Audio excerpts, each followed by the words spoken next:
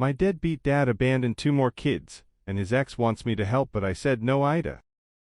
My dad, aka Deadbeat, was never very present in my life. He left my mom when she got pregnant with me, and tried to sleep with her occasionally even though she always turned him down. It was the only reason I have any memories of him from the time she was alive. He never cared about me, which is why mom always told him where to go. He built up tens of thousands in child support too because he refused to pay most of the time, and found ways to stop it being taken directly from him. My mom died when I was 6 and my maternal grandparents took me in. I didn't see Deadbeat for several years. Then when I was 10, he showed up for a minute and asked for a DNA test again. One had to be done when I was a baby to get him on my birth certificate. My grandparents said as long as he paid for the DNA test he could have one. He left because he wanted them to pay. He showed back up a couple of years ago with a wife and a young kid, and his wife was pregnant. Deadbeat didn't care much that they lived nearby, but his wife was like, "Oh, we're family now, and you should know your siblings." Deadbeat took off on her and those kids 6 months ago. She stayed in place and tried to reach out to me for help and for me to form a relationship with her kids. I told her I wasn't helping her. I wasn't interested in a relationship with her kids. My grandparents suggested she move close to her family if she wanted her kids to have more than her. But she didn't, and she keeps reaching out and asking me to play some sort of role in her kids' lives. She said even 6 hours of babysitting a week would make a huge difference to her,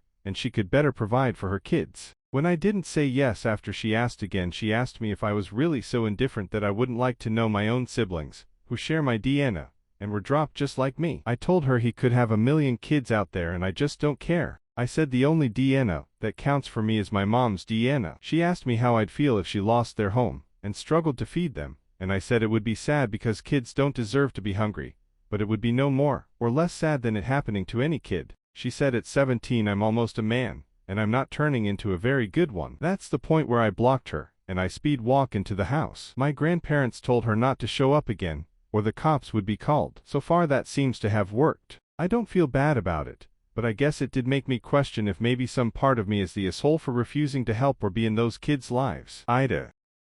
Like, follow, share.